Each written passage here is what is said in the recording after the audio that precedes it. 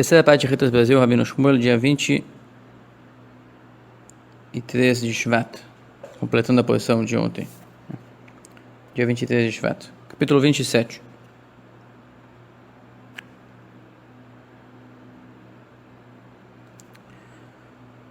Então, estamos aqui falando de tristeza, como contornar os obstáculos que o mau instinto nos traz, que a nossa natureza nos traz, causando tristeza, depressão, indiferença em relação a assuntos sagrados.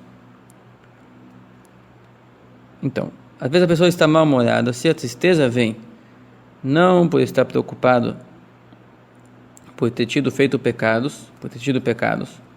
Ontem falamos de uma pessoa que está fazendo tchuvá na hora errada. A gente tem que servir a Deus com alegria, vem lá o instinto dele e fala: você não serve, você é um desastre, é um pecador e Deus não quer te ver. É melhor você fugir para teus vícios em vez de servir a Deus. Esse foi dito ontem, que ele tem que marcar um horário para fazer a chuva verdadeira e de maneira controlada e confiar em Deus com fé completa, fé plena, que exige perdão, e depois da chuva não tem mais o que pensar sobre o pecado. Assunto encerrado. Mas tem pessoas que têm tristeza não porque já pecaram, e sim pelas tentações constantes que eles passam. Pessoa que está com tristeza por causa dos pensamentos maus, desejos negativos que surgem no seu pensamento. Isso aqui tem dois momentos. Aquele que tem desejos errantes, proibidos, pensamentos proibidos, quando está servindo a Deus. E tem aquele que está com pensamentos errados durante o dia, quando está trabalhando, quando está se ocupando com coisas materiais. Diz o Rebbe, se o pensamento cai na cabeça dele, não quando serve a Deus, reza e estuda, somente quando está se ocupando com funções mundanas, trabalhando, cuidando da família, etc. Diz o Rebbe, tem que encarar as tentações com alegria, de ter o mérito de desviar a atenção, servir a Deus, com o esforço de manter o foco em coisas sagradas. Quer dizer, Deus está colocando na frente dele um adversário para ele bater, para ele eliminar uma coisa ruim. Está alegre que apesar que cai no pensamento, ele consegue desviar sua mente dos desejos, dos pensamentos, e com isso ele cumpre o que diz na Torá, na Parashá que fala de Tzitzit, e não seguirás o desejo do teu coração, que segue o apelo dos olhos, que vocês se desviam atrás deles. Então, o Midrash fala, o olho enxerga coisas, o coração deseja aquelas coisas proibidas, e aí chega um instinto e convence ele a usar elas da maneira proibida. E a pessoa desviando o pensamento, desviando os olhos, para não enxergar, desviando o coração para não pensar e para não valorizar aquele desejo, está cumprindo o mandamento. Então tem que estar feliz de surgir para ele uma mitzvah no meio do dia. Você vê uma coisa que não se deve ver, esteja feliz de não enxergar para ela. Você tem um desejo de agir de uma maneira proibida, está querendo agredir alguém, esteja feliz de poder se conter e mostrar a diferença do animal e do homem, que o animal consegue se controlar.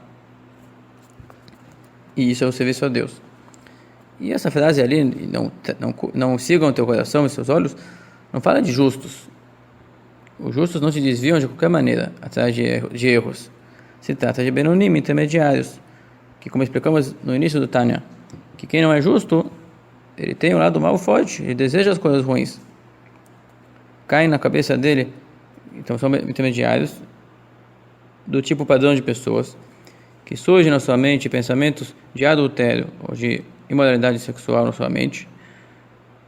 Às vezes surgem pensamentos sobre desejos carnais de maneira permitida, às vezes surgem de maneira proibida, mas de qualquer maneira a nossa mente não foi feita para pensar em desejos carnais o dia inteiro.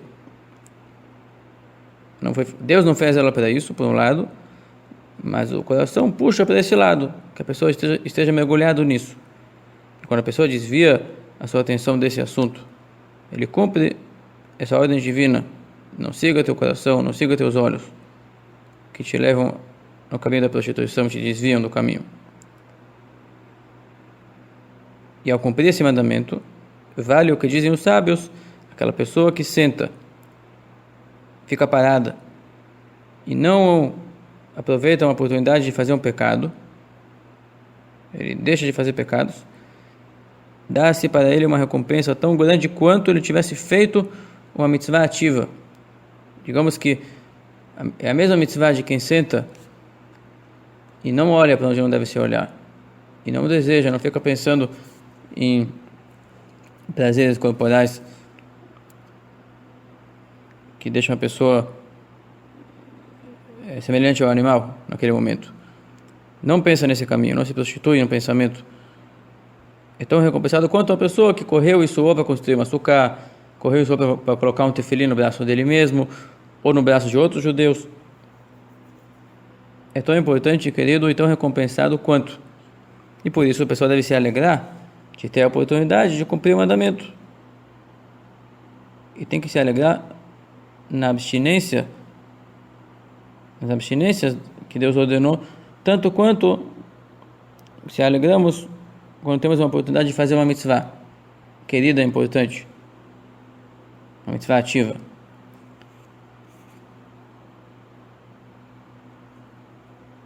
Agora aqui entra um fator de orgulho. O fator de orgulho, a tristeza aqui é usada um artifício do instinto que faz a pessoa se orgulhar, e por isso leva ele à tristeza. A tristeza, quando a pessoa não admite que o serviço dele a Deus vai ser na abstinência, essa não admissão é orgulho. A pessoa não aceita o lugar onde Deus plantou ele, não aceita a missão que Deus incumbiu ele, e acha que ele é um ser elevado, um ser importante. Ele quer servir a Deus somente com os serviços mais importantes. Por isso ele fica triste quando chegam tentações e mostram que ele não é diferente das demais pessoas e que ele tende a ser bem animalesco. Isso deixa ele triste. Será que eu sou chegado a esse pecado? Sim. Você não é nada demais, você não é uma pessoa especial, é um Benoni que nem todo mundo. E Deus te ordena a se conter, e a recompensa é tão grande quanto a recompensa de um tzadik nas mitzvot dele. Ah, mas eu gostaria do trabalho do serviço a Deus, aquele do justo, um serviço mais nobre, não queria mexer com o lado animalesco, que é feio, digamos assim. E com isso ele fica triste e deprimido. Ele fica triste que não é um justo, que justos, tzadikim, certamente não tem desejos tolos como esses. E ele fica chateado. Ah, então ainda não sou aquele tzadik que eu queria ser. Ele cria uma fantasia de narcisismo, amor próprio tão grande, de achar que o serviço a Deus dele serviria somente com coisas nobres e não com abstinência de coisas brutas. Se conheceria o seu verdadeiro lugar, a sua verdadeira postura no serviço a Deus, que é muito longe do grau de um tzadik, que é uma coisa que vem de presente dos céus, e tomara que ele continuasse um Benoni, um intermediário que não peca e não seja um perverso todos os seus dias, mesmo uma hora, já teria que estar feliz. Quer dizer, a maioria das pessoas, toda a sua vida é tentações, e elas não superam todas as tentações. E mesmo assim, muitas pessoas têm ilusão. Têm ilusões de ser tzadikim, de fazer de conta que não pecaram, de esquecer que aquele ato ali foi proibido, que aquele ato ali foi negativo. E faz de conta que é um ser espiritual bonitinho. O mau instinto é muito astuto. Ele coloca a pessoa num ataque com dois movimentos. Por um lado, ele deseja o pecado em si, e o mau instinto já prepara o outro passo. Se a pessoa não quiser pecar, eu vou derrubar ele numa tristeza, que é tão grave quanto o pecado. Vou criar nele um mal-estar em relação ao serviço a Deus. É um investimento do mau instinto. A pessoa que não sente bem no serviço a Deus, no final, mais cedo ou mais tarde, ele vai fugir do serviço a Deus, vai fugir desse ramo para o ramo dos vícios. E ali o trabalho do mau instinto está feito. Então ele apresenta ali um desejo para a pessoa, uma isca. Se morder a isca, muito bem, o mau instinto vai estar feliz. Se não morder a isca, o mau instinto vai dar para ele tem ali uma outra isca psicológica, um complexo psicológico. Será que tu é tão bruto assim? Sinal que tudo que você fizer nunca vai funcionar, que o teu serviço a Deus não vale nada. Então, para que se esforçar? Cria um mau gosto, cria um desgosto do serviço a Deus. A partir do desgosto, cria-se uma indiferença em relação às conquistas que ele sim teve.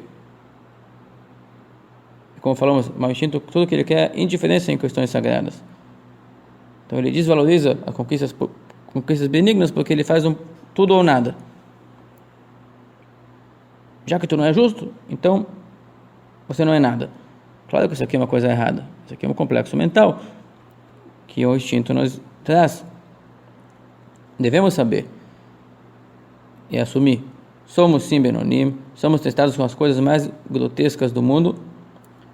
Nem sempre conseguimos superar as tentações, os pensamentos não são os mais limpos. E qualquer momento e dia que superamos de não enxergar uma coisa proibida, ou de não deixar o pensamento sobre algo proibido se expandir, aquele momento vale tudo. É para isso que nós fomos criados e para isso que Deus nos mantém, para que nós se contemos, se controlemos. Esse é o serviço a Deus dos Benonim. Conter o instinto, conter os pensamentos que surgem do coração para a mente, desviar o seu foco completamente desse desejo, como se estivesse empurrando ele com as duas mãos. Com as duas mãos. E cada vez que a pessoa cancela, anula, repele o desejo proibido do seu pensamento, na verdade ele está puxando cordinhas celestiais sem perceber. Ele está controlando, está domando, está rebaixando o poder da impureza na terra. É uma derrota. Ele tem que saber que representa, em certa maneira, ele representa o mundo inteiro. E aqui ele está trazendo uma derrota para a impureza mundial. E a partir disso, surge nos graus elevados também. A partir do ato do homem, não só a impureza terrestre é derrotada, mas também uma impureza celestial. A energia que deu vida para a tentação está perdendo a vez. Não consegue trazer ele a pecar. E sobre isso está escrito, Deus fala para a energia negativa, se tu tomarás a altura como uma águia, aumentarás voo que nem uma águia, se orgulhará, se tornarás orgulhoso e destacado que nem uma águia, de lá eu, Deus, vou te rebaixar. Palavras de Deus, assim a profecia diz. E o Zohar fala longamente na Parashat Trumá, página 128, o grande prazer diante do Criador, bendito seja, quando se controla, quando se vence, se derrota a impureza aqui na terra, que isso traz a expansão da glória da santidade de Deus nos mundos superiores, por tudo, mais do que outros destaques, outras revelações divinas. Essa revelação divina é maior do que todas as outras. Conclusão: a pessoa tem uma tentação. Ele está triste porque ele não tolera precisar todos os dias rebater desejos que ele considera baixos de Zureb. O que quer dizer baixo? Baixo relativo de Zureb. Você é uma criatura feita para trabalhar com coisas baixas. Assume isso, esse fato. E saiba que Deus não te colocou aqui em vão. Por mais que tua missão é trabalhar com coisas baixas e abomináveis, que você tem que repelir, a tua conquista repercute muito nas alturas, e é esse tipo de serviço a Deus que vai purificar esse mundo. Lembre que Deus quis, acrescentando no comentário meu, que quando Deus fez o mundo, Ele quis que os seres que sentem-se separados vão servir a Ele. Então, quanto mais separado é você, que você está domando e está forçando a servir a Deus, mais próximo está da missão do mundo todo. O ser separadíssimo, que deseja coisas completamente afastadas de Deus, e traz Deus para dentro da sua casa, para dentro da sua mente, e não deixa o seu lado que tende à separação, separar-se de Deus, e sim mantém-se sempre constantemente conectado.